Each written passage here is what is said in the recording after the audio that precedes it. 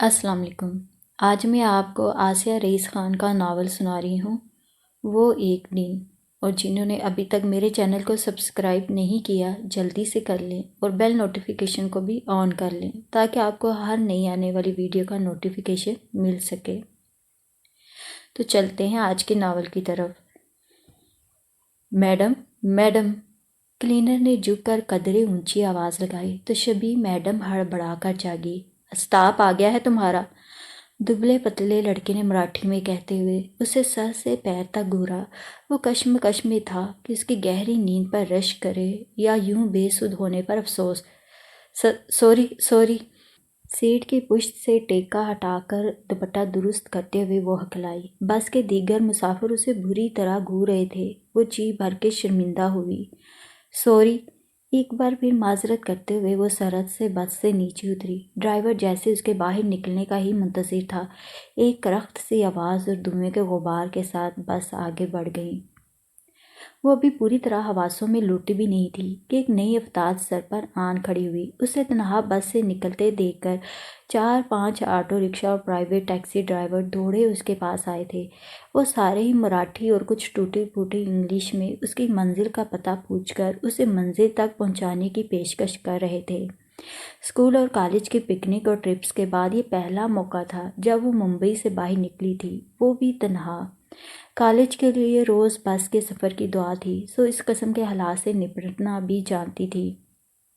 وہ چہرے پر سختی اور درستی لیے لب بھینچے آگے بڑھتی رہی۔ اپنی سیاہ زائلو ڈرائیونگ سیٹ پر فون پر محو گفتگو، جہان کی بھٹکتی نظر اس طرف گئی۔ لائٹ بلو جیکنگ اور مسٹرڈ یلو کرتے پر سفید دوپٹہ اس نے سر اور شانے کے گرد جس انداز میں لپیٹ رکھا تھا وہ اس کے ہم قوم ہونے کا اعلان کر رہا تھا۔ جہان نے اس کے دائیں بائیں اور پیچھے اس کے ساتھی مسافروں کو تلاش کیا، مگر وہ تنہا ہی نظر آئی۔ ان پانچوں میں سے ایک لفنگا ڈرائیور اس کے چہرے کے قریب جا کر کچھ کہہ رہا تھا اور وہ اپنی جگہ سہم کر تھم گئی۔ اس ایک لمحے میں اس کی کمزوری سب پر ظاہر ہو گئی تھی۔ وہ سارے ایک ساتھ کہا مار کر ہنس پڑے۔ میں 5 منٹ بعد کال کرتا ہوں۔ اس نے دوسری طرف کا جواب سنے بنا ہی فون بند کر دیا اور باہر نکل کر دروازہ زوردار آواز کے ساتھ بند کیا۔ قدرے فاصلہ ہونے کے باوجود بھی وہ سب آواز کی سمت گھوم گئے۔ کب سے انتظار کر رہا ہوں اور تم فون کیوں نہیں اٹھا رہی ہو؟ وہ غصے سے کہتا وہ اس کی سمت بڑھا تھا۔ شبی کے چہرے پر پھیلے خوف و دہشت کی جگہ تحیر نے لے لی، جبکہ ڈرائیوروں کے چہروں سے شکار کو پھانس لینے والی خوشی غائب ہو گئی تھی۔ اب چلو بھی، گھر سے فون پر فون آ رہے ہیں۔ اس نے ہاتھ آگے بڑھا کر اسے پاس بلایا۔ ان پانچوں نے دور ہٹ کر اس کے لیے آگے جانے کا راستہ بنایا۔ وہ تیز قدم اٹھاتی ہوئی ان کے درمیان سے نکل کر جہان کے قریب آئی۔ ساتھ چلو۔ جہان کی سرگوشی پر اجنبی کی بات کا مطلب سمجھ کر وہ اس کے ساتھ قدم سے قدم ملاتے ہوئے گاڑی تک آئی۔ ابھی وہ گاڑی کے پاس پہنچے ہی تھے کہ جہان کے فون کی بیل بجنے لگی۔ مام کالنگ۔ جہان کے فون ریسیو کرنے سے پہلے شبی نے اسکرین پر دیکھ لیا تھا۔ اچانک فون کیوں کٹ کر دیا؟ دوسری طرف سے اتنی اونچی آواز میں کہا گیا کہ شبی نے بھی صاف سنا۔ ایک ایمرجنسی آ گئی تھی ماما۔ جہان نے ذرا پرے جا کر آہستہ سے کہا۔ ایمرجنسی؟ اب کیا ہو گیا؟ ادھر سے پریشانی بھرا سوال آیا۔ کچھ خاص نہیں مما۔ ارے طبیعت تو ٹھیک ہے تیری، لوز موشن تو نہیں ہو رہے؟ راستے کا کھانا کھانے منع کیا تھا نا تجھے؟ مما نے ایمرجنسی کا مطلب خوب نکالا تھا۔ مما، وہ احتجاجاً دبی آواز میں چیخا۔ گاڑی خراب ہو گئی۔ ارے ایکسیڈنٹ تو نہیں کر بیٹھا؟ مجھے کچھ ہوا ہے نہ گاڑی کو کچھ ہوا ہے، اور سارا زمانہ میری ڈرائیونگ کا قائل ہے۔ پتہ نہیں ہے آپ کا بھی یقین کریں گی تو سچ بتا پھر مجھے۔ جہان نے درزیدہ نظر بظاہر بے نیاز مگر سب سنتی شبی پر ڈالی۔ اس کی مما دراصل اسے سہیلی کی طرح ٹریٹ کرتی تھیں اور انہیں ہمیشہ سارے حوال بھی سہیلی والی تفصیل میں درکار ہوتے تھے۔ جہان نے مختصراً انہیں اصل قصہ سنایا۔ کہاں جا رہی ہے وہ لڑکی تنہا؟ اس سے پوچھ، اگر کہیں قریب میں ہی گھر ہے تو اسے گھر تک پہنچا دے۔ ادھر سے حکم آیا۔ جی مما، وہ تحمل اور سعادت مندی سے بولا۔ جی مما نہیں، اسے گھر چھوڑنے کے بعد مجھے کال کر۔ چل، تیرے ابو مجھے آوازیں لگا رہے ہیں۔ اللہ حافظ۔ دوسری طرف سے فون بند ہونے پر جہان نے گہری سانس لی اور شبی کی طرف پلٹا۔ باتوں سے تو مما نہیں اماں لگتی ہیں، شبی نے دل میں سوچا۔ میری مدد کرنے کے لیے شکریہ۔ شبی کا شکریہ اس نے مسکرا کر قبول کیا۔ بستی اور آبادی یہاں سے بہت دور ہے، میں مجھے یہاں سے دوسری بس لینی ہے۔ چونکہ وہ ان دونوں کی گفتگو سن چکی تھی اس لیے سمجھ گئی تھی کہ وہ کیا کہنا چاہ رہا ہے۔ جگہ کا نام بتاؤ، میں بس کی ٹائمنگ پوچھ کر آتا ہوں۔ شبی نے نام بتایا جو اس نے بھی چند گھنٹوں پہلے پہلی بار سنا تھا، اور اب یہ نام ہمیشہ کے لیے درد سے منسوب ہو گیا تھا۔ ممبئی گوا شاہراہ پر کوئی چھوٹا سا اسٹاپ تھا جہاں اسٹیٹ ٹرانسپورٹ کی اور نجی بسیں رکتی تھیں۔ جہان بس کی ٹائمنگ پوچھنے گیا تو وہاں کھڑے کھڑے طراف کا جائزہ لیتی شبی کو اچانک پیاس کا احساس ہوا، اور پیاس کے ساتھ ہی پانی کی بوتل اور بیگ یاد آیا تو اس کی چیخ نکل گئی۔ نہیں! اس نے مڑ کر سڑک کو دیکھا جہاں کچھ دیر پہلے بس غائب ہوئی تھی۔ خوف اور خدشات کے مارے وہ بیگ گود میں رکھے جاگتی رہی تھی، لیکن اللہ کی نعمتوں میں سے ایک نیند جو کہتے ہیں سولی پر بھی آ جاتی ہے، اس پر بھی مہربان ہو ہی گئی تھی۔ اس کی بغل والی سیٹ پر بیٹھی خاتون جب اپنی منزل پر اتریں تو اس نے اپنا بیگ خالی ہوئی سیٹ پر رکھ دیا تھا، اور جس ہڑبڑاہٹ میں وہ بس سے نکلی تھی اسے بیگ کا خیال ہی نہیں آیا۔ اس بھولنے والی عادت نے ہی یہ دن دکھایا ہے، اور اب اسے ایک دم رونا آ گیا۔ جہان واپس آیا تو وہ ایک ہاتھ منہ پر دوسرا ہاتھ کمر پر رکھے آنسو بہا رہی تھی۔ کیا ہوا؟ اس کا انداز اور آنسو جہان کا کنفیوز ہونا بنتا تھا۔ میرا بیگ۔ مارے صدمے کے الفاظ بھی ڈھنگ سے ادا نہیں ہو رہے تھے۔ کیا؟ میرا بیگ بس میں ہی چھوٹ گیا ہے۔ وہ چہرہ صاف کر کے سنبھلی۔ فون، ایڈریس، والیٹ سب اسی میں ہے۔ اس نے پھر پلٹ کر راستے کو دیکھا۔ اب کیا کروں؟ اپنے پرانے ریکارڈ کے مد نظر اس نے بڑی ہوشیاری اور سمجھداری سے ایڈریس ڈائری میں لکھنے کے بعد اپنے فون میں اس کی تصویر بھی لے لی تھی، اور اب ایڈریس، فون، ڈائری سب ایک ساتھ گنوا بیٹھی تھی۔ بس کا اگلا سٹاپ کیا ہے؟ جہان نے پوچھا۔ پتہ نہیں۔ آخری سٹاپ کیا ہے؟ رتنا گری۔ بکنگ آفس، کلینر، ڈرائیور، کسی کا فون نمبر یاد ہے؟ اتنا تو جہان نے دیکھا تھا کہ وہ بس اسٹیٹ ٹرانسپورٹ کی نہیں تھی۔ بی بی کی ذمہ داری کا مظاہرہ سامنے تھا، سو اسے اپنا یہ سوال بڑا ہی فضول لگا۔ شبی نے سرعت سے اپنی دائیں آستین اوپر کی اور کلائی پر بندھی گھڑی کے ڈائل کے نیچے سے طے کیا ہوا پتلا سا کاغذ نکالا۔ وہ بس کا ٹکٹ تھا۔ روزانہ کالج کے لیے بس سے سفر کے دوران یوں تو وہ سماہی پاس استعمال کرتی تھی، لیکن کبھی کبھار جب ٹکٹ لینے کی نوبت آتی تو وہ ٹکٹ یوں ہی سنبھالا کرتی تھی، کیونکہ اس کبھی کبھار میں بھی اس نے یہ طریقہ استعمال کرنے سے پہلے بس اسٹاپ پر کھڑے ٹکٹ چیکر کو کئی بار جرمانہ ادا کیا تھا۔ اس نے مہین سا کاغذ کھول کر جہان کے آگے کیا۔ اس پر بس نمبر، سیٹ نمبر کے ساتھ ٹریول ایجنسی کا نام اور دادر آفس کا فون نمبر تحریر تھا۔ جہان نے اس نمبر پر فون لگایا۔ اسے شبہ تھا کہ صبح 8 بجے فون اٹھانے کے لیے وہاں کوئی موجود ہوگا بھی یا نہیں، مگر شکر تھا کہ تیسرے رنگ پر دوسری طرف سے جواب مل گیا۔ جہان نے بیگ والی بات بتا کر بس کا نمبر بتایا اور کلینر کا فون نمبر لیا، پھر کلینر کو فون لگا کر اگلے سٹاپ کے متعلق پوچھا۔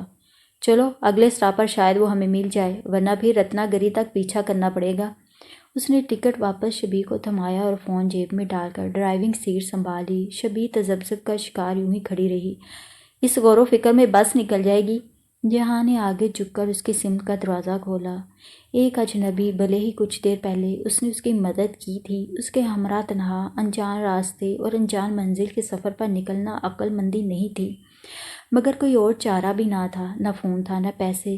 کچھ دیر پہلے والا منظر بھی ابھی یاد میں تازہ تھا۔ اس جگہ رکنے، کسی اور سے مدد طلب کرنے یا تنہا ہی کچھ کرنے سے بہتر تھا وہ اس چند منٹوں کے شناسہ کی مدد قبول کر لیتی۔ یا اللہ، میری مدد کرنا۔ پیپر سپرے بھی بیگ میں ہے۔ اس نے آنکھیں میچ کر آسمان کی طرف سر اٹھا کر دعا کی، پھر دعائیں پڑھتے اور جھجکتے ہوئے کھلے دروازے سے اندر سیٹ پر آ بیٹھی۔ Seat belt? جہان نے بیلٹ کی طرف اشارہ کرتے ہوئے کہا۔ اولا، اوبر اور ٹیکسی کے بعد یہ پہلا موقع تھا کہ وہ کسی گاڑی میں، وہ بھی ایس یو وی کی فرنٹ سیٹ پر بیٹھی تھی۔ شبی کے بیلٹ لگانے کے بعد جہان نے گوگل میپ میں بس کا اگلا سٹاپ سیٹ کیا اور فون اسٹینڈ پر لگا کر گاڑی سڑک پر ڈال دی۔ شبی دروازے سے لگ کر بیٹھی تھی، گود میں رکھے ہاتھوں کی انگلیاں مروڑتے ہوئے۔ اس کا اضطراب صاف ظاہر تھا۔ جہان نے ایک اچٹتی نگاہ اس پر ڈال کر ساری توجہ ڈرائیونگ پر مرکوز کر دی تھی۔ امی اور نوحبا کو میری غیر موجودگی کا علم ہو گیا ہوگا، اللہ کرے انہیں ٹیبل پر رکھی میری لکھی چٹ نظر آ جائے۔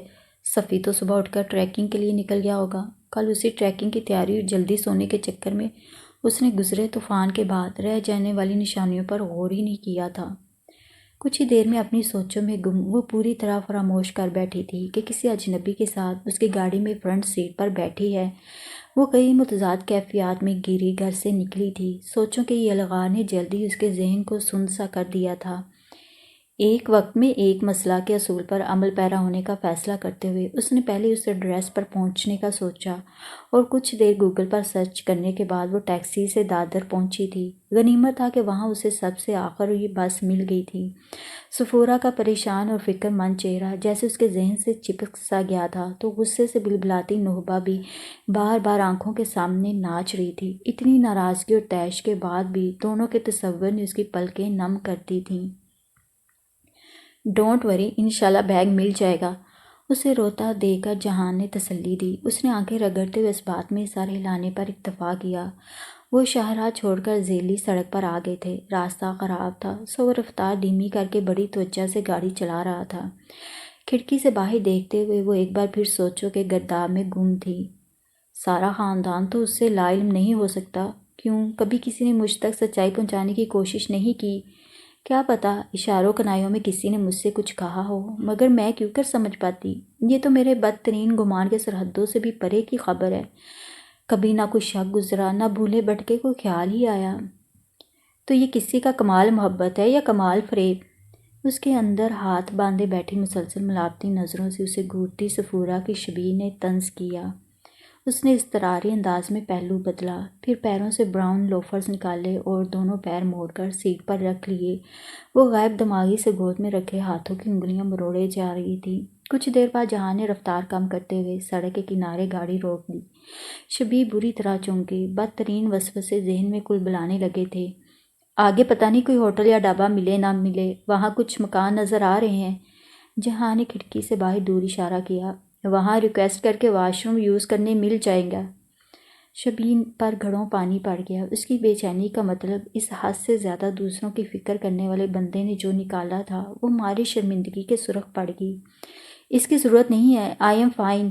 اس نے پیر نیچے کر کے لوفرز میں ڈالے اور سیدھی ہو کر بیٹھ گئی۔ شیور؟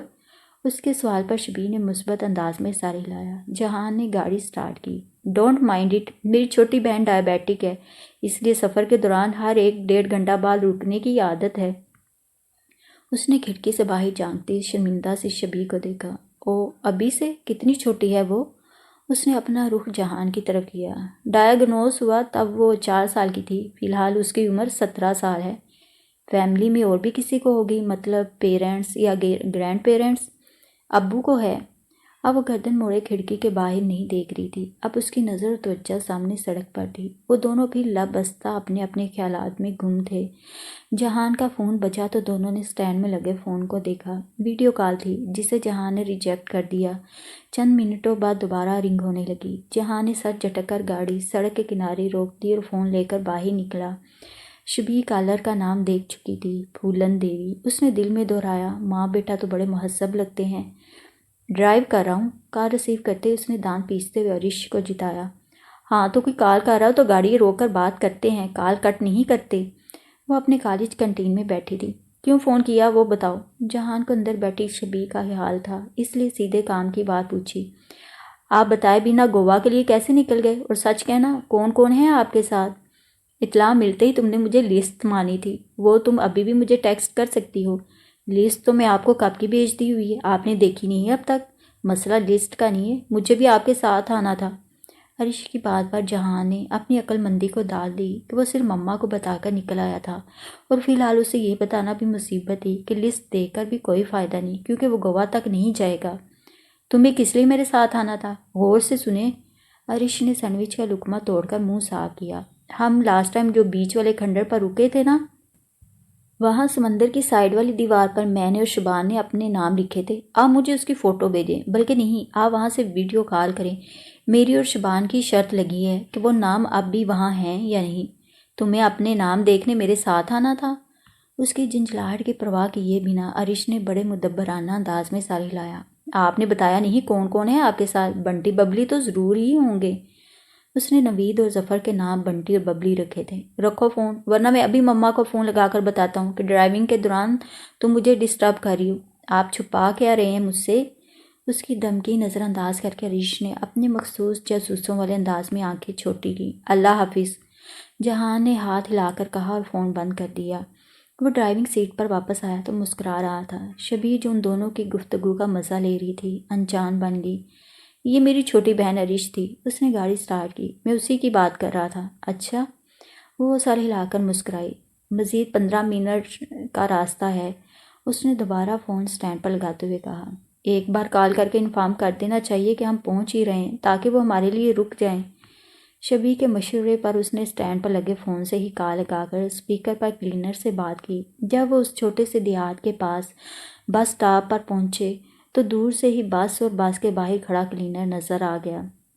جہان کے گاڑی روکتے ہی وہ دروازہ کھول کر اس طرف دوڑی۔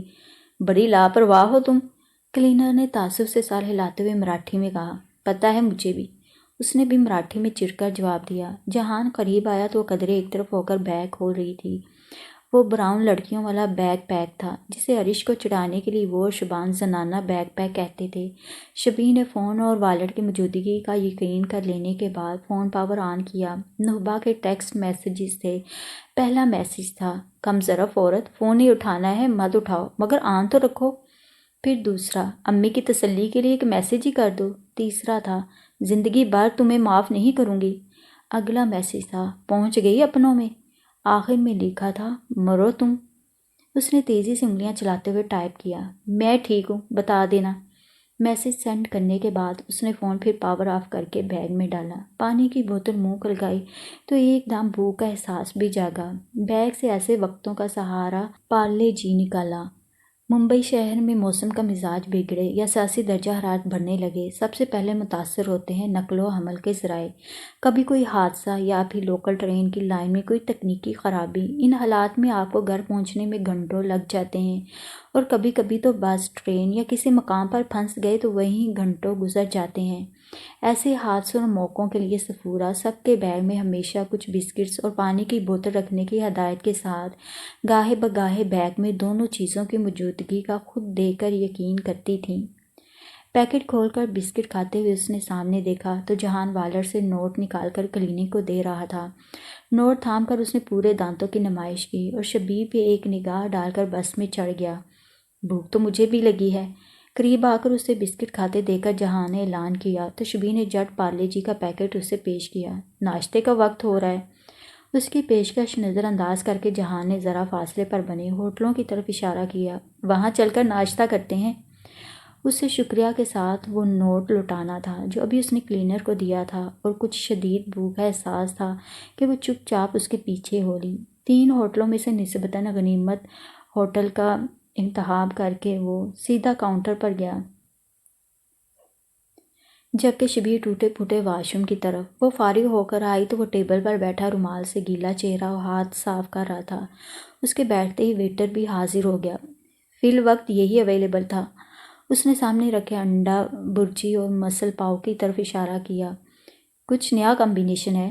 شبیر نے مسکرا کر ایک پلیٹ اپنے آگے کی اور صحیح معنوں میں دائیں بائیں اور سامنے سے بے خبر ہو کر پلیٹ پر ٹوٹ پڑی۔ جہان نے بڑی دلچسپی سے اس منظر کو دیکھا۔ جہان؟ اس نے دوسری پلیٹ اپنے آگے کھینچی۔ جہان مرزا نام ہے میرا۔ تیزی سے چلتے ہاتھ اور منہ رو کر شبیر جی بھر کے شرمندہ ہوئی۔ کیا بھوکے ننگوں کی طرح ٹوٹ پڑی میں؟ حد ہے۔ اس نے خود کو کوسا۔ شبیر شیخ، اس نے خجل چہرے کے ساتھ اپنا تعارف کرایا۔ اسے جہان کا یہ بھی مزے لیتا محسوس ہوا۔ جہان نے اس کی پلیٹ کی طرف اشارہ کیا گویا کہہ رہا ہو جاری رکھو، اور خود اپنی پلیٹ پر جھک گیا۔ دونوں ہی رات سے بھوکے تھے، سو خاموشی سے اپنی پلیٹیں صاف کرتے رہے۔ چائے یا کافی؟ ویٹر خالی پلیٹیں لینے آیا تو جہان نے دریافت کیا۔ چائے۔ شبیر کو اس وقت چائے کی شدید طلب ہو رہی تھی۔ ویٹر سے چائے کا کہنے کے بعد جہان نے اس سے پوچھا، تمہیں جانا کہاں ہے؟ اس کی بتائی جگہ کا نام اس کے ذہن سے نکل گیا تھا۔ شبیر نے بیگ سے چھوٹی ڈائری نکالی اور پتے والا صفحہ کھول کر اس کے سامنے رکھا۔ جہان نے گوگل میپ پر اس جگہ کا نام لکھ کر فون ٹیبل پر رکھا۔ زیادہ دور نہیں ہے، میری منزل یہ ہے اور تمہاری یہ۔ مجھے یہیں سے گزر کے آگے جانا ہے، میں راستے میں تمہیں ڈراپ کر دوں گا۔ وہ اسکرین پر انگلی کے اشارے سے اسے بتا رہا تھا۔ وہ چپ رہی۔ تذبذب اس کے چہرے سے صاف ظاہر تھا۔ آنیسٹلی حالات حاضرہ کے مد نظر تمہیں یوں تنہا سفر نہیں کرنا چاہیے، وہ بھی اس انجان روٹ پر پہلی بار۔ تمہارے پاس اس بے وقوفی نما بہادری کی کوئی وجہ ہو، لیکن مجھے یہ مناسب نہیں لگتا کہ ایک ہی راستے پر ہم الگ لگ جائیں۔ اس کی صاف گوئی پر وہ جزبز ہو گئی۔ ویسے بھی مما نے تمہیں گھر تک پہنچانے کا حکم دیا ہے۔ اس کا ذہن تیزی سے کام کر رہا تھا، تبھی ویٹر بل لے کر آیا۔ اس نے سرے سے بیگ پیک کھول کر والٹ نکالا۔ جہان اپنا والٹ نکالتا تب تک اس نے ویٹر کو بل کے ساتھ پیسے تھما دیے تھے۔ تم نے کلینر کو کتنے پیسے دیے؟ حساب برابر۔ جہان نے دور جاتے ویٹر کی طرف اشارہ کیا اور کھڑا ہو گیا۔ وہ باہر نکلا تو شبی بھی اس کے پیچھے دوڑی۔ جہان ڈرائیونگ سیٹ پر بیٹھ گیا، مگر وہ بیگ سینے سے لگائے باہر ہی کھڑی تھی۔ جہان نے ہارن بجا کر اسے متوجہ کیا۔ شبی نے اس کی طرف پشت کی اور آنکھیں میچ کر سر اٹھا کر دعا مانگی، یا اللہ، پیپر سپرے ہے میرے پاس، پھر بھی تیری مدد درکار ہے۔ ایک لمبی سانس لے کر وہ جہان کے برابر والی سیٹ پر آ کر بیٹھ گئی۔ یہ بے وقوفی نہیں ہے، ہمارے کالج میں regular self defence work shops ہوتی تھیں اور میں نے ایک بھی مس نہیں کی تھی۔ سیٹ بیلٹ لگاتے ہوئے اس نے جہان کو آگاہ کیا، اور تھوڑے بہت کراٹے بھی جانتی ہوں میں۔ جہان کا کہکہ بڑا بے ساختہ تھا۔ یہ میرے لیے اطلاع ہے یا وارننگ؟ جہان نے سوچا۔ گڈ۔ ایک توصیفی نظر اس پر ڈال کر جہان نے گاڑی آگے بڑھا دی۔ دونوں ہی چپ چاپ اپنے خیالوں میں گم تھے۔ بڑی دیر بعد فون کی آواز پر دونوں کے خیالات کا تسلسل ٹوٹا۔ مام کالنگ۔ دونوں نے ایک ساتھ فون کو دیکھا۔ جہان نے ڈیش بورڈ کے گلو باکس سے بلو ٹوتھ ہیڈ سیٹ نکال کر کان میں لگایا۔ السلام علیکم ماما۔ ہاں کر لیا؟ نہیں، جا رہے ہیں، راستے میں ہیں۔ اوکے، پہنچ کر کال کرتا ہوں۔ اللہ حافظ۔ وہ ڈرائیونگ کر رہا تھا، اس لیے تسمیہ نے اختصار سے کام لیتے ہوئے فون رکھ دیا تھا۔ مما پوچھ رہی تھی تمہیں گھر ڈراپ کیا یا نہیں؟ ہیڈ سیٹ کان سے نکالتے ہوئے جہان نے اسے دیکھا۔ وہ صرف مسکرا کر رہ گئی۔ ویسے میرا خیال ہے کہ تم اپنے گھر نہیں جا رہی ہو۔ اس کے فکرے کا اپنے گھر اسے ٹھا کر کے لگا۔ سوری۔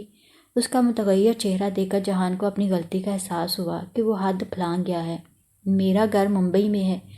وہ جلد ہی سنبھل کر گویا ہوئی۔ اس کے اندر بیٹھی صفورہ کی شبیہ تمسخرانہ مسکرائی تھی۔ اس کے اندر چل رہے مذاکرات میں دھڑا دھڑ اٹھ رہے سوالات اور نئے نئے امڑتے خیالات اسے پاگل کرنے کو تھے۔ کچھ دیر پہلے ملا یہ اجنبی سامعہ بن کر اسے پاگل ہونے سے بچا سکتا تھا، اور پھر ذرا دیر بعد اس اجنبی سے دوبارہ ملنے کا کوئی امکان بھی نہیں تھا۔ اور یہ بھی صحیح ہے کہ اس انجان راستے پر میں پہلی بار سفر کر رہی ہوں۔ اس نے کھڑکی کے شیشے کے پار گزرتے سر سبز و شاداب اور خوشنما منظر کو دیکھا۔ کل تک مجھے بھی علم نہیں تھا کہ اس علاقے سے میرا اتنا گہرا اور قریبی تعلق ہے کہ آج میں یہاں پہنچ جاؤں گی۔ جہاں نے گردن موڑ کر اسے دیکھا۔ اس کی سیاہ آنکھوں میں نمی چمک رہی تھی۔ ایک بار پھر اس نے پیروں سے لوفرز نکالے اور پیر موڑ کر سیٹ پر رکھ لیے۔ اب اس کی نظریں سامنے سڑک پر تھیں۔ کل تک میری ایک پرفیکٹ فیملی تھی۔ ابو 4 سال پہلے ہمیں چھوڑ کر چلے گئے تھے، پھر بھی ہم ایک طرح سے مکمل تھے۔ میں، نہبا، صفی اور امی۔ گلے میں اٹک رہے پھندے نے اسے چند پلوں کے لیے روک دیا تھا۔ لیکن کل میں نے جانا کہ ابو کے بعد وہاں میرا کوئی نہیں۔ میں چھوٹی تھی، نہ سمجھ تھی، تب تک سمجھ میں آتا ہے کہ کسی نے مجھے بتایا نہیں، لیکن اس کے بعد تو یہ سراسر زیادتی ہے، حق تلفی ہے۔ مجھے میرے پیدائشی اور بنیادی حق سے محروم رکھا گیا، اور میں یک طرفہ معاملہ سن کر کیسے مانوں کہ مجھے کہانی سنائی گئی سچ ہے؟ وہ لاشعوری طور پر اپنے قدم کو جائز ٹھہرانے کے لیے جواز ڈھونڈ رہی تھی، مگر حقیقتاً اس کا ہر جملہ خود اذیتی کی مثال تھا۔ میں نے نہ کچھ غلط کیا، نہ کچھ غلط کہا۔ شبی نے سڑک سے نظر ہٹا کر جہان کو دیکھا، جیسے وہ ابھی اس کی تائید کرے گا۔ یہ ریڈل میری سمجھ میں آئے تو بتاؤں، صحیح کیا یا غلط؟ جہان نے اس الجھی لڑکی پر ایک نرم نگاہ ڈالی۔ میں اس ہستی سے ملنے نکلی ہوں جس نے مجھے جنم دیا تھا۔ الفاظ کے انتہا میں اسے کچھ وقت لگا۔ اس کا دل ماں کہنے کے لیے آمادہ نہیں ہوا تھا، اور اس ہستی کے وجود سے میں کل تک بے خبر تھی۔ اوہ! جہاں نے ابرو چکا کر سر ہلایا۔ کئی لمحے چپکے سے سرک گئے۔ اس حقیقت کے باوجود، اگر تمہاری فیملی پرفیکٹ تھی؟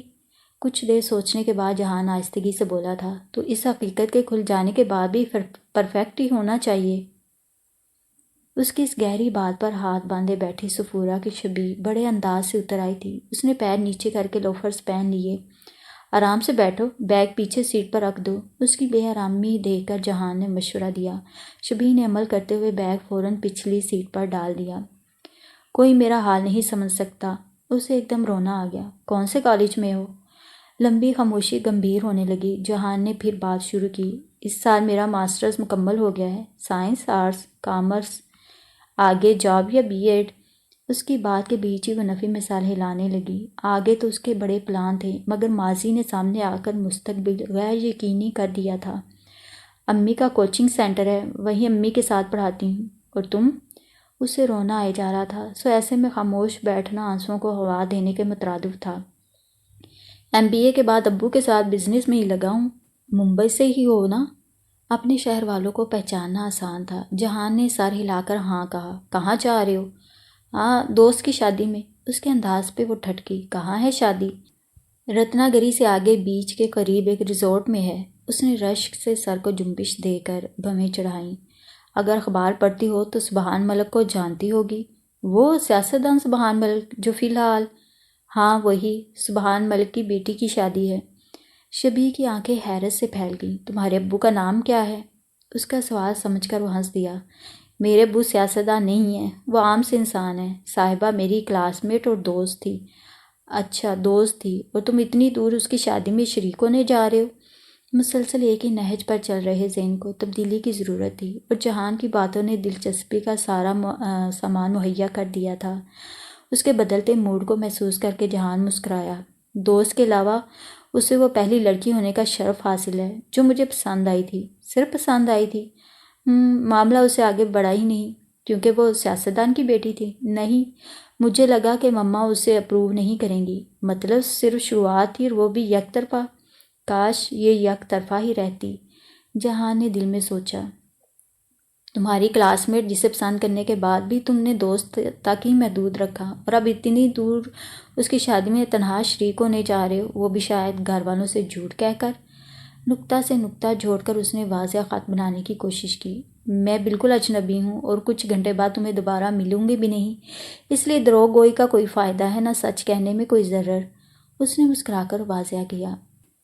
جہاں نے پرسوچ نظر اس کی سمت کی۔ ظفر اور نوید بھی اس کے اچانک شادی میں جانے کے فیصلے پر حیران تھے۔ پہلی بار اس نے تسمیہ سے بھی جھوٹ کہا تھا کہ دوست کی شادی میں جا رہا ہے، اور باقی دوست ماں ظفر اور نوید کے پہلے ہی نکل گئے ہیں۔ آدھا راستہ طے کر لینے کے بعد وہ خود میں متزلزل تھا کہ آگے سفر جاری رکھے یا پلٹ جائے۔ شبی پہ نظر پڑنے سے پہلے مما سے بات کرتے ہوئے وہ یہی سوچ رہا تھا کہ لوٹ جانا چاہیے۔ اس نے شبی سے نظر پھیر کر راستے پر مرکوز کی۔ صاحبہ میری پسندیدگی سے واقف تھی، اس نے میرے وہیں رک جانے کو ریجیکشن اور کسی حد تک انسلٹ کی طرح لیا۔ اس کے رویے اور رد عمل سے ظاہر تھا کہ وہ بہت ہرٹ ہوئی ہے۔ اس نے براہ راست یا صاف لفظوں میں کبھی کچھ کہا نہیں۔ ہماری دوستی تو قائم رہی، مگر ہمارے بیچ ایک اندیکھی سرد جنگ ہمیشہ چلتی رہی۔ وہ باتوں باتوں میں یا کبھی مباحثے کے دوران یہ جتانا نہیں بھولتی تھی کہ مما کی وجہ سے میں نے اپنی فیلنگز کا گلا گھونٹا ہے۔ ان شارٹ وہ ہر طریقے سے یہ کہا کرتی تھی کہ دیکھتی ہوں کیسے تمہیں مجھ سے بہتر کوئی ملتی ہے، اور کیسے تمہاری مما تمہاری پسند کو بخوشی اپناتی ہیں۔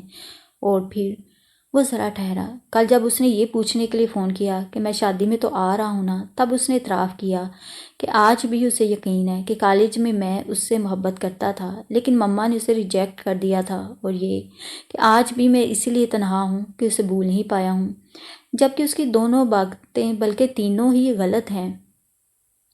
تینوں باتیں کیسے غلط ہیں؟ مجھے اسے محبت نہیں تھی، مما نہ کبھی اسے ملی نہ کبھی اسے دیکھا، تو ریجیکٹ کہاں سے کرتی؟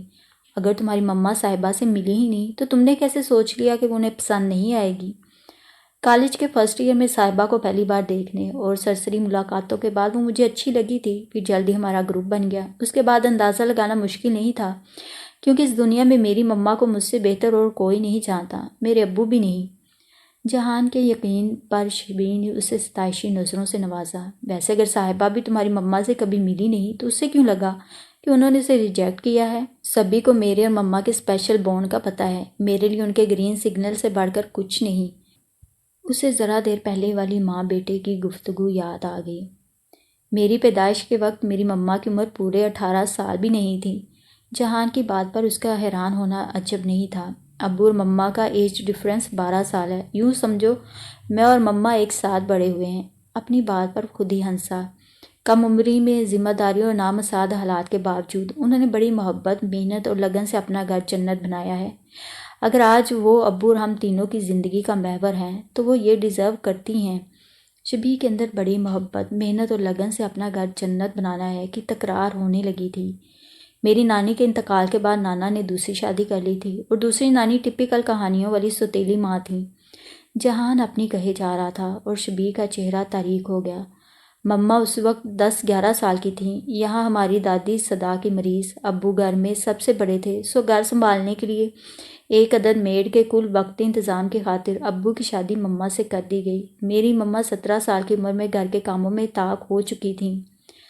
اس نے رک کر ایک گہری سانس لی۔ ابو نے دونوں چاچا اور دونوں پھپھیوں کی تعلیم اور شادی کی ذمہ داریاں نبھائیں اور مما نے اتنا بڑا خاندان سنبھالا جہاں وہ صرف رشتے میں بڑی تھی، عمر میں باقی سب ان سے بڑے تھے، مگر کسی نے انہیں عمر کی رعایت نہیں دی تھی۔ خیر، وہ وقت گزر گیا۔ دادا کے بعد جائیداد اور بزنس کی تقسیم ہونے پر جب سب علیحدہ ہوئے، تب جیسے مما اور ابو نے پہلی بار ایک دوسرے کو دیکھا، وہ بڑی خوش دلی سے مسکرا رہا تھا۔ اب اس کھوئے وقت کی بھرپور طریقے سے تلافی کرتے ہیں۔ ان کی قربانیوں اور اچھی نیت کا ثمر ہے کہ آج ہماری فیملی ہر لحاظ سے سب سے خوشحال ہے۔ بات کے اختتام پر وہ شبی کو دیکھ کر مسکرایا۔ جواباً وہ بھی مسکرائی تھی، مگر اندر ذرا دیر پہلا والا سکون غائب تھا۔ تم سب سے بڑے ہو؟ ہاں، میرے بعد ارش اور اس کے بعد شبان۔ ارش مجھ سے 10 سال چھوٹی ہے، جبکہ شبان اس سے 1.5 سال چھوٹا ہے۔ تبھی اس کے فون پر ظفر کی کال آنے لگی۔ اس نے بلیوٹوتھ ہیڈ سیٹ نکال کر کان میں لگایا اور شبی نے سیٹ کی پشت پر سر ٹیک کر آنکھیں موند لیں۔ یہ کیا کرنے جا رہی ہوں میں؟ اس نے خود سے سوال کیا۔ جواب میں پھر اندر تو میں شروع ہو گئی۔ کال ختم کر کے جہان نے گردن موڑ کر اسے دیکھا، جس کا چہرہ اندرونی کشمکش کا سائن بورڈ بنا ہوا تھا۔ وہ کبھی لب بھینچتی تو کبھی آنکھیں زور سے میچ لیتی، کبھی گردن کو جنبش دیتی تو کبھی لب کاٹنے لگتی۔ جہان نے موبائل اسکرین پر بتدریج گڑتی بلو لائن کو دیکھا۔ اس کی منزل تک پہنچنے تقریباً گھنٹے بھر کا وقت تھا۔ کتنی ہی دیر بعد اچانک سڑک پر نظر آنے والے گھڑے کو دیکھ کر جہان نے بریک لگایا تو جھٹکے پر وہ بھی جیسے نیند سے جاگی۔ سوری، اور کتنا وقت ہے؟ اس نے اپنی کلائی پر بندھی گھڑی دیکھتے ہوئے پوچھا۔ 30-35 منٹ۔ وہ کھڑکی سے باہر دیکھنے لگے۔ اس نے اسکول میں سے ہادری اور ویسٹرن گھاٹ پڑھا تھا۔ دیکھنے کا یہ پہلا موقع تھا۔ بحیرہ عرب سے لگا ملک کا یہ مغربی ساحلی علاقہ جو 4 ریاستوں میں پھیلا تھا، بے شک خوشنما مناظر سے بھرا تھا۔ اس نے اپنی کوکنی دوستوں سے اکثر اس علاقے کی خوبصورتی کے متعلق سنا تھا اور آج خود بھی قائل ہو گئی تھی۔ کئی ندیاں اور ان پر بنے چھوٹے چھوٹے پل گزرے تھے۔ ستمبر کا مہینہ تھا، سو بارش کی خوش رنگ مہربانیاں ہر سو بکھری تھیں۔ میں کھڑکی کھولوں؟ اس نے پلٹ کر جہان سے پوچھا۔ جہان نے اے سی بند کر کے کھڑکیاں کھول دیں۔ شبی نے ہاتھ باہر لہرا کر سرد سی ہوا محسوس کی، پھر دونوں کلائیاں کھڑکی پر رکھ کر آگے جھک کر ذرا سا سر باہر نکالا۔ سیکنڈ ہی لگے تھے دوپٹہ اور بالوں کا حال ہونے میں۔ اس نے فوراً سر اندر کیا۔ ایسی مست ہوا ہے کہ اے سی کی ضرورت ہی نہیں ہے۔ دوپٹہ اور بال درست کر کے اس نے شیشے آدھے چڑھاتے ہوئے کہا۔ اس راستے پر گرد تھی کافی، اس لیے۔ اس کا اشارہ بیگ کے لیے بس کے پیچھا کرنے والے راستے کی طرف تھا۔ وہ دونوں ہاتھ گود میں رکھے انگلیاں مروڑتی رہی، پھر کچھ سوچ کر پیچھے سے بیگ اٹھا کر فون نکالا اور پاور آن کیا۔ حسب امید نحبا کے میسیجز تھے۔ زندہ ہونے کی خبر پہنچانے کا شکریہ، پہنچ گئی اپنوں میں، سیلفی ضرور بھیجنا۔ وہ ہونٹ کاٹتے ہوئے بار بار اس کے میسیجز پڑھے جا رہی تھی۔ میں بالکل اجنبی ہوں اور کچھ گھنٹے بعد تمہیں دوبارہ ملوں گا بھی نہیں۔ جہان کی بات پر اس نے چونک کر اسے دیکھا۔ وہ اسی کا جملہ دہرا رہا تھا۔ اس لیے دروغ گوئی کا کوئی فائدہ ہے، نہ سچ کہنے میں کوئی ضرر۔ اسے لفظ بہ لفظ یاد تھا۔ اس نے اداسی سے مسکرا کر فون آف کیا اور فون بیگ میں ڈال کر غائب دماغی سے بیگ کی زپ آگے پیچھے کرنے لگی۔ چیزیں کھونے اور گم کرنے والی میری عادت بڑی پرانی اور مشہور ہے۔ اسکول اور کالج میں جب بھی ڈاکیومنٹس کی ضرورت پڑی، ڈاکیومنٹس سنبھالنے کے لیے امی ہمیشہ میرے ساتھ رہیں۔ مارک شیٹس کے علاوہ کسی اور پیپر کو میں نے کبھی اتنے غور سے نہیں دیکھا۔ فرسٹ ایئر میں کبھی اتفاق سے میں نے 10th کے رزلٹ پر امی کے نام کی جگہ سمیرا لکھا دیکھا۔ میرا 10th کا رزلٹ ابو نے آن لائن دیکھا تھا۔ اس وقت میری ساری توجہ مارکس پر تھی، اس لیے میں نے کسی اور بات پر دھیان ہی نہیں دیا تھا۔ میرے استفسار پر امی نے کہا کہ ان معاملات میں ہمارے یہاں عموماً جو اسپیلنگ مسٹیکس ہوتی ہیں، یہاں بھی وہی ہوا ہے، صفورہ سمیرا ہو گیا ہے، اور آگے ڈاکیومنٹس میں مدر نیم استعمال نہیں ہوتا ہے، اس لیے کسی نے کریکشن بھی نہیں کروایا۔ مجھے ان کی بات درست لگی، میں نے مان لی اور بھول بھی گئی۔ اس نے ہاتھ کی مصروفیت روک کر اسے دیکھا۔ کل رات اپنی کتابوں والی الماری کی صفائی کے دوران ابو کی کچھ پرانی فائلیں بھی نکلی۔ اسی میں مجھے شادی کا پرانا کارڈ ملا جس پر ابو کے نام کے ساتھ دلہن کے نام کی جگہ سمیرہ لکھا تھا۔ دلہن کے والد کا نام بھی نانا کا نام نہیں تھا اور شادی کی تاریخ میری پیدائش سے تقریباً 10 ماہ پہلے کی تھی۔ مجھے مارک شیٹ یاد آ گئی۔ میں وہ لے کر امی کے پاس گئی۔ اس نے اذیت سے آنکھیں بند کر لیں۔ صفورہ کا چہرہ سامنے آتے ہی بڑی شدت سے سینے میں درد لہرایا تھا۔ حیرانی، دکھ، تعصب اور پتہ نہیں کیوں اور کیسے پہلی بار اسے صفورہ کے چہرے پر ندامت اور جرم کی رمق نظر آ رہی تھی۔ جس تیزی اور بے قراری سے وہ اس کی سمت بڑھی تھی۔ شبی، میری جان! اسی رفتار سے وہ پیچھے ہٹی تھی۔ اس نے آنکھیں کھول دی۔ اس کے چہرے پہ بکھرا عالم اس پل جہان کو بہت کھلا تھا۔ ساری عمر جو میری ماں رہی، دراصل ان سے میرا کوئی خونی رشتہ ہی نہیں اور مجھے دنیا میں لانے والی چند دنوں کی عمر میں ہی مجھے چھوڑ کر چلی گئی تھیں۔ زبردستی کی شادی جو وہ کچھ دنوں میں ہی ختم کرنا چاہتی تھیں، میری آمد کے انتظار میں انہیں میری پیدائش تک چلانی پڑی تھی۔ اسے یاد آیا صفورہ کی اس بات کے جواب میں اس نے کس سے بدتمیزی سے کہا تھا، میں کیسے مانوں جو اپنی کہانی اور صفائی کے لیے یہاں موجود نہیں، اس کے بارے میں مجھے سچ کہا جا رہا ہے۔ اتنے سال اندھیرے میں رکھ کر آپ نے مجھے میرے بنیادی اور فطری حق سے محروم رکھا جس کا آپ کو کوئی حق نہیں تھا۔ اس نے عارض پر پھسلتے آنسو ہتھیلی میں جذب کیے۔ جہاں نے رفتار کم کر کے پاس بیٹھی اداس اور الجھی لڑکی کو دیکھا۔ تو تم بھی میری طرح لمحوں میں فیصلہ کر کے گھر سے نکلی ہو؟ اس نے ہی دل میں شبی کو مخاطب کیا۔ نہ بتانے کی ان کے پاس ضرور کوئی وجہ ہوگی۔ جہان نے تسلی دینے کی کوشش کی۔ کوئی بھی وجہ میری رگوں میں دوڑتے خون کی حقیقت سے بڑی نہیں ہو سکتی۔ لب بھینچ کر بیٹھی صفورہ کی شبیہ نے اٹھ کر اسے زوردار تمانچہ رسید کیا۔ تمہارا رد عمل سمجھ میں آتا ہے، مگر ایک بات بتاؤ، تمہیں دکھ کس بات کا ہے؟ اپنی سگی ماں سے اب تک بے خبر رہنے کا، یا اب تک جسے ماں سمجھتی رہی اس کے سگی ماں نہ ہونے کا؟ وہ جس اہم سوال سے نظریں چرا رہی تھی، جہاں نے بڑے آرام سے پوچھ لیا۔ ایمانداری سے کہوں تو اس کا جواب مجھے بھی نہیں پتا۔ اس نے تھک کر پیچھے سر ٹکا کر آنکھیں بند کر لیں۔ کچھ دیر گزرنے کے بعد جہان گویا ہوا۔ تم گھر میں بتائے بنا نکلی ہو؟ یہ استفسار تھا یا اعلان؟ اس نے نہ جواب کی ضرورت سمجھی نہ توصیح کی۔ تمہیں انہیں فون کر کے بتا دینا چاہیے۔ میں نے نہبا کو ٹیکسٹ کر دیا ہے۔ وہ آنکھیں کھول کر سیدھی لی۔ ویسے بھی مجھے ایڈریس امی نے خود لا کر دیا تھا کہ اگر میں ملنا چاہتی ہوں تو وہ خود مجھے لے چلیں گی۔ تو تم ذرا صبر ہی کر لیتی۔ صفورہ کی شبیہ نے دانت پیسے۔ اسے لفظ بہ لفظ یاد تھا۔ مجھے تمہاری ماں کی جگہ تمہارے ابو نے دی تھی۔ مجھے محبت پہلے تم سے ہوئی، تمہارے ابو سے بعد میں۔ صفورہ نے آنسو روکنے کا جتن نہیں کیا تھا۔ سمیرہ کے بارے میں نہ بتانے کا فیصلہ تمہارے ابو کا تھا۔ میرا قصور یہ ہے کہ اتنے سالوں میں فراموش کر بیٹھی تھی کہ سمیرہ تمہاری ماں ہے، یہ اس کا ایڈریس ہے۔ تم جب کہو میں تمہیں اس کے پاس لے چلوں گی۔ وہ کاغذ کا پرزہ پلنگ پر اس کے سامنے رکھ کر چلی گئی تھیں۔ ہم تقریباً پہنچ ہی گئے ہیں۔ جہان کی آواز پر اس کا تخیل ٹوٹا۔ وہ بستی کی حدود میں داخل ہو رہے تھے۔ وہ دیہات تو نہیں بلکہ چھوٹا سا شہر لگ رہا تھا۔ اس کا دل تیزی سے دھڑکنے لگا۔ یہاں پہنچنے کے بعد کیا؟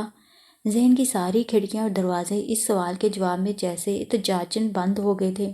اس نے بیگ سے بوتل نکال کر خشک پڑتے حلق کو تر کیا۔ میں یہیں اتر جاتی ہوں۔ گاڑی کشادہ سڑک پر چھوڑ کر تنگ گلیوں میں داخل ہوئی تو شبی نے کہا، پہنچ گئے؟ اس نے کنارے گاڑی روکتے ہوئے کہا، ویسے میں آج رات ہی واپس جاؤں گا اگر تم بھی۔ نہیں، اس نے قطع کلامی کی۔ آگے کیا ہوگا، کتنا وقت لگے گا، میں کہاں اور کب جاؤں گی، کچھ بھی یقینی نہیں ہے۔ اوکے، اس نے بھی مزید اصرار نہیں کیا۔ مکمل ایڈریس دینا۔ شبی نے ڈائری نکالی اور ایڈریس والا صفحہ کھول کر ڈائری اس کی طرف بڑھائی، جسے تھام کر وہ باہر نکل گیا۔ ذرا آگے چل کر سڑک کی دوسری طرف نظر آ رہے میڈیکل سٹور میں جا کر وہ کچھ دیر بعد واپس آیا۔ وہ سامنے گلی میں آخری مکان ہے۔ اس نے اسی میڈیکل سٹور سے لگی گلی کی طرف اشارہ کیا۔ وہ بیگ لیے نیچے اترائی۔ آل دا بیسٹ، ایک مخلص مسکراہٹ کے ساتھ جہاں نے اسے حوصلہ دیا۔ تھینکس سب کے لیے، ان ڈرائیوروں سے بچانے، بیگ لفٹ اور سننے کے لیے۔ آئی ہوپ جو الجھنے ہیں وہ وہاں جا کر سلجھ جائیں۔ اس نے سامنے گلی کی طرف اشارہ کرتے ہوئے کہا، تم اضطراری رد عمل اور لمحاتی فیصلے کے بعد گھر سے نکلی ہو۔ وہ رک کر سوچنے لگا کہ آگے کی بات کہے یا نہ کہے۔ میں سن رہی ہوں۔ شبی نے اس کی مشکل آسان کی۔ میرے خیال میں رشتے صرف سگے ستیلے نہیں ہوتے ہیں، بلکہ ہم ہر تعلق کو اچھے برے، خوبصورت بدصورت یا گہرا اور سرسری میں تقسیم کر سکتے ہیں۔ لیکن اسے صرف سگے ستیلے کی کسوٹی پر پرکھنا اس رشتے کے ساتھ ناانصافی ہے۔ سو کچھ بھی رد کرنے اور قبول کرنے سے پہلے یہ ضرور یاد رکھنا۔ میں یاد رکھوں گی، اس نے سنجیدگی سے کہا۔ تم نکلو، اب دعا کرتی ہوں صاحبہ کو تمہاری باتوں پر یقین آ جائے۔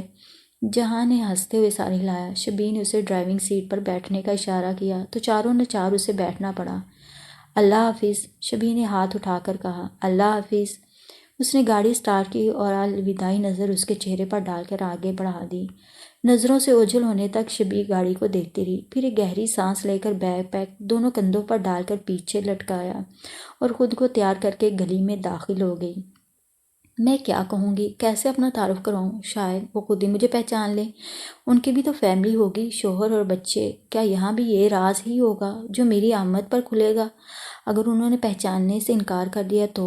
نہیں، وہ ایسا نہیں کر سکتی۔ کیوں نہیں کر سکتی؟ اتنے سالوں تک جس نے تمہیں کبھی یاد تک نہیں کیا، اس کے لیے کیا مشکل ہے؟ کیا پتہ انہوں نے یاد کیا ہو، ایک بار نہیں کئی بار۔ اس طرح کسی نے مجھے خبر نہیں ہونے دی۔ مجھے چھوڑ کر بھی تو وہ ہی گئی تھیں۔ جذبات اور خیالات کی یلغار نے اس کے اندر ہیجان برپا کر دیا تھا۔ دروازے پر پہنچ کر اس نے گہری گہری سانسیں لے کر خود کو قدرے پرسکون اور منظم کیا اور کال بیل پر انگلی رکھ دی۔ پلٹ جا، بھاگ جا یہاں سے، سفورہ کی شبیہ کی تکرار جاری تھی، جس کی طرف سے اس نے مکمل کان بند کر لیے تھے۔ دروازے کی دوسری طرف آہٹ ہوئی تو اس کی رگوں میں خون کی روانی تیز ہوئی اور سارے بدن میں سنسنی دوڑ گئی۔ دروازہ کھلا تو دوسری طرف ایک معمر سی خاتون تھیں۔ وہ اتنی عمر رسیدہ نہیں ہو سکتی، اس نے دل میں سوچا اور بلند آواز میں سلام کیا۔ وعلیکم السلام۔ جی، مجھے سمیرا پاسکر سے ملنا ہے۔ اس نے وہ اجنبی سا نام پہلی بار زبان سے ادا کیا۔ کون؟ سمیرا پاسکر؟ مدیحہ؟ ان خاتون نے اندر کی طرف روح کر کے کسی کو آواز لگائی۔ لمحہ بار بعد اسی کی ہم عمر لڑکی برآمد ہوئی۔ جی دادی؟ اس کی نظریں ہاتھ میں پکڑے موبائل پہ تھی جہاں وہ تیزی سے ٹائپ کر رہی تھی۔ انہیں دیکھ، کس سے ملنا ہے؟ دادی کی بات پر مدیحہ نے سر اٹھا کر اسے دیکھا۔ سمیرا پاسکر سے ملنا ہے۔ امی؟ وہ جیسے فون میں مگن تھی ویسے ہی آواز دیتے ہوئے پلٹ گئی۔ شبیر کو گڑبڑ کا احساس ہونے لگا۔ مدیحہ کے غائب ہونے اور امی کے وارد ہونے تک دادی اس کا تفصیلی جائزہ لے چکی تھیں۔ وہ دونوں ہاتھ سے بیگ کا ایک سٹریپ تھامے احمقوں کی طرح مسکرا رہی تھی، جبکہ دراصل اندر اس کا حال انڈیا پاکستان کے کرکٹ میچ کے اس ناظر جیسا تھا جو آخری بال پر وکٹ گرے گا یا جیتنے کے لیے درکار چھکا پڑے گا۔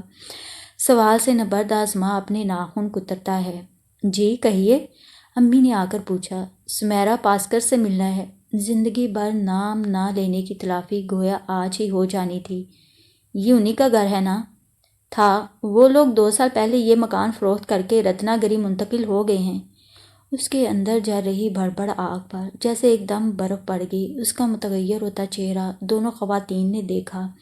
یوسف کے پاس ان کا نیا ایڈریس ہوگا، دادی نے امی سے کہا۔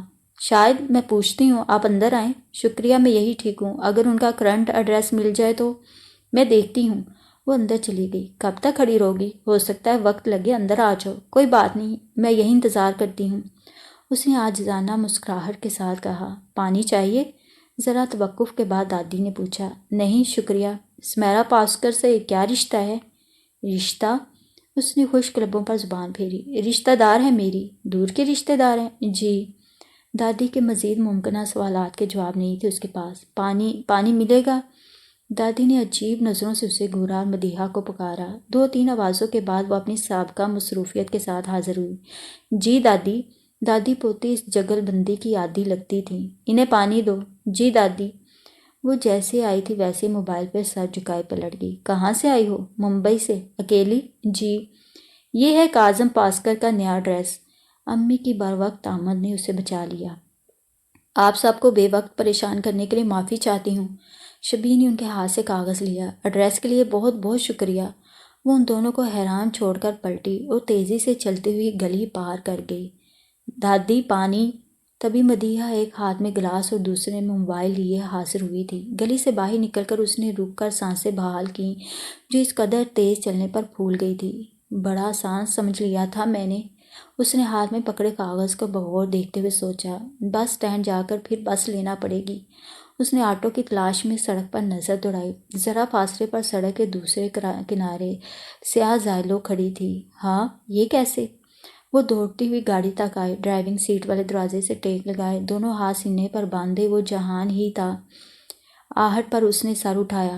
تم تو چلے گئے تھے؟ شبی کو اسے دوبارہ دیکھ کر خوشی ہوئی تھی۔ میرا بھی خیال تھا کہ میں چلا جاؤں گا۔ وہ مسکرا کر سیدھا ہوا۔ کیا ہوا؟ تم اتنی جلدی واپس کیسے آ گئی؟ وہ اب یہاں نہیں رہتی، رتنا گری شفٹ ہو گئی ہیں۔ اس نے ہاتھ میں پکڑا کاغذ جہان کو دیا۔ یعنی ہماری منزل ایک ہی ہے؟ ایڈریس پڑھنے کے بعد جہان نے کہا۔ چلو۔ دروازہ کھول کر اس نے سیٹ سنبھال لی۔ اب کیا سوچ رہی ہو؟ اسے یوں ہی استادہ دے کر جہان نے پوچھا۔ تم واپس کیوں آئے؟ وہ بڑی سنجیدگی سے پوچھ رہی تھی۔ دونوں چند ثانیے ایک دوسرے کو تکتے رہے۔ تمہیں یوں تنہا چھوڑ کر جانا مجھے ٹھیک نہیں لگا، اس لیے لوٹ آیا۔ فرض کرو وہ مجھے مل جاتی، تب کیا کرتے؟ کچھ دیر انتظار کرنے کے بعد چلا جاتا، یا پھر تمہاری خیریت دریافت کرنے میں بھی وہاں پہنچ جاتا۔ عین چہرے پر پڑی سورج کی شعاعیں اسے مزید وہاں کھڑا رہنے سے روک رہی تھیں۔ وہ گھوم کر دوسری سمت آئی اور اندر بیٹھ گئی۔ وہ ایک ہاتھ میں فون اور دوسرے میں ایڈریس والا کاغذ پکڑے لوکیشن اور ڈائریکشن میں الجھا تھا۔ تمہیں رتنا گری سے آگے جانا ہے، میری وجہ سے تمہیں بھی دیر ہوگی۔ سیٹ بیلٹ لگاتے ہوئے اس نے مصروف جہان کو دیکھا۔ فنکشن رات کا ہے اور تاخیر بھی ہوئی تو کیا، مجھے صرف شکل دکھا کر لوٹنا ہے۔ اس نے کاغذ شبی کو واپس دیا اور فون سٹینڈ میں لگایا۔ مایوس مت ہو، انشاءاللہ یہاں وہ تمہیں مل جائیں گی۔ سچ کہوں تو میں اس وقت بہت ریلیکس ہوں اور اس بات پر حیران بھی ہوں۔ مجھے کچھ افسوس ہونا چاہیے، ذرا سا غصہ، تھوڑا دکھ، ہلکی مایوسی اور جھنجھلاہٹ، مگر ایسا کچھ نہیں ہے۔ وہ ایک اجنبی کے مقابل بنا کسی فلٹر کے اپنے احساسات بیان کر رہی تھی۔ تو کیا تم خوش ہو کہ وہ ملی نہیں؟ گاڑی آگے بڑھاتے ہوئے جہان نے پوچھا۔ شاید، اور مجھے کسی بھی مقدار میں خوش تو ہرگز نہیں ہونا چاہیے۔ اس نے سر پیچھے ٹکا کر آنکھیں بند کر لی تھی۔ تمہاری سچویشن کا میں صرف اندازہ ہی لگا سکتا ہوں۔ بنا سوچے سمجھے تم گھر سے نکل پڑی تھی، مگر ابھی تمہیں وقت ملا ہے تو اب ہر پہلو پر اچھی طرح غور کر کے آگے بڑھو۔ وہ یوں ہی آنکھیں موندے بیٹھی رہی۔ میرے وجود اور پہچان کی بنیاد ہی جھوٹ اور فریب پر رکھی گئی۔ کیا جھوٹ اور فریب کی رٹ لگا رکھی ہے؟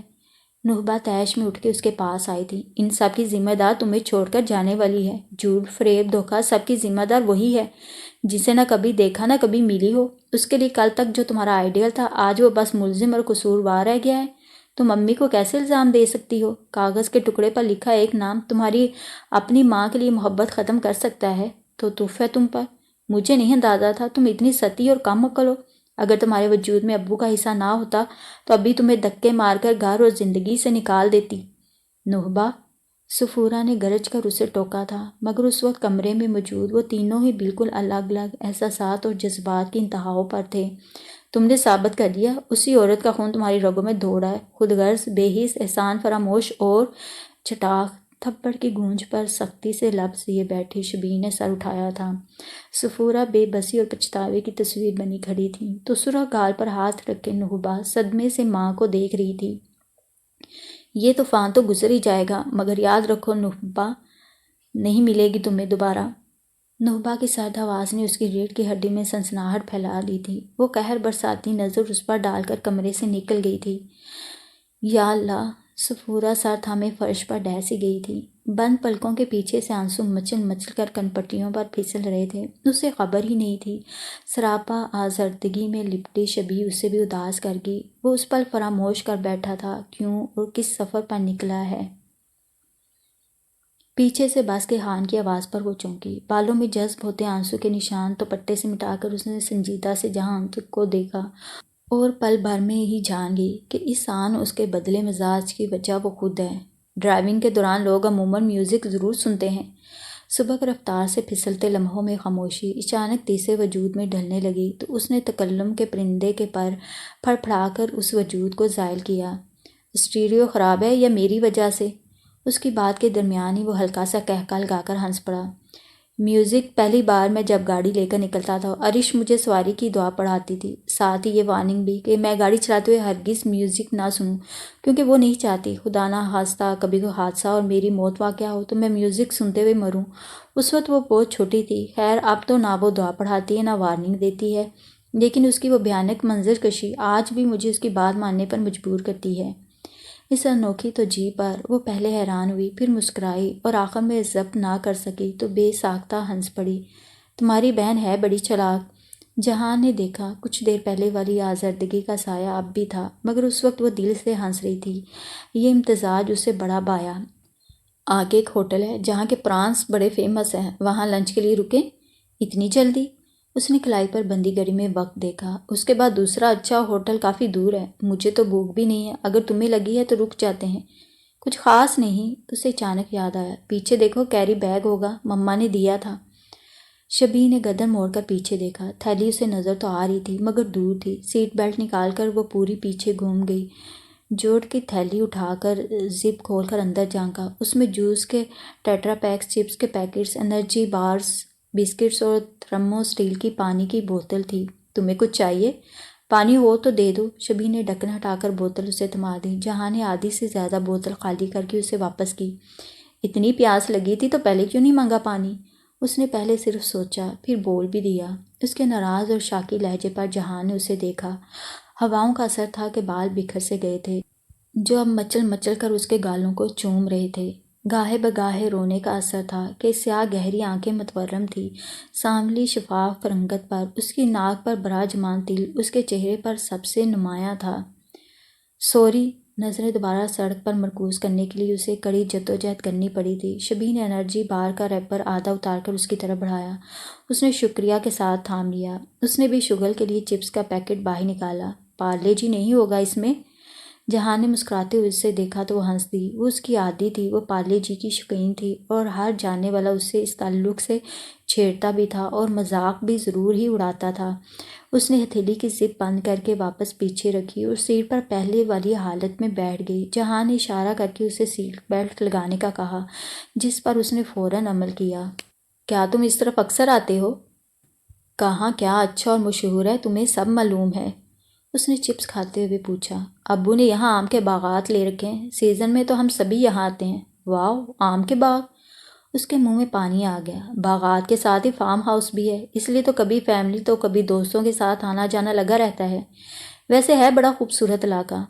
تم نے یہاں کے بیچز نہیں دیکھے؟ کبھی فرصت میں آؤ اور موقع ملے تو ضرور وزٹ کرنا۔ کاش یہ پہلا موقع ہی نہ آیا ہوتا، اس نے آزردگی سے سوچا۔ پھر اس کے گرد حالہ بناتی اداسی محسوس کر کے وہ اپنی بات پر پچھتایا۔ اس نے گلا کھنکار کر اسے اپنی طرف متوجہ کیا۔ صاحبہ کی شادی میں جانے کی اصل وجہ کچھ اور ہے۔ شبیر نے اپنی سوالیہ آنکھیں اس پر مرکوز کی۔ جب وہ بڑے یقین سے سنا رہی تھی کہ میں اب تک اس کے فراق میں تنہا ہوں اور اس کی ذمہ دار مما ہے، تب میں نے اسے غلط ثابت کرنے کے لیے کہہ دیا کہ میری انگیجمنٹ میری پسند اور مما کی مرضی سے ہو گئی ہے، اور اس نے کہا کہ ایسا ہے تو میں لڑکی کے ساتھ اس کی شادی میں شریک ہو کر ثابت کروں۔ او ہو! اس کی سماعتوں میں اب بھی اس کی وہ استہزائیہ ہنسی گونج رہی تھی جس نے اسے طیش میں آ کر یہاں کے لیے نکلنے پر مجبور کر دیا تھا۔ اسے صاحبہ کے روبرو کچھ بھی ثابت کرنے کی ضرورت نہیں تھی، اسے جو سمجھنا تھا وہ سمجھتی رہتی، لیکن وہ ان سب میں مما کو گھسیٹ لائی تھی اور وہ ہرگز بھی یہ برداشت نہیں کر سکتا تھا کہ صاحبہ اپنے تخلیق کردہ تصوراتی ناکام عاشق کے لیے بھی اس کی مما کو دوش دے۔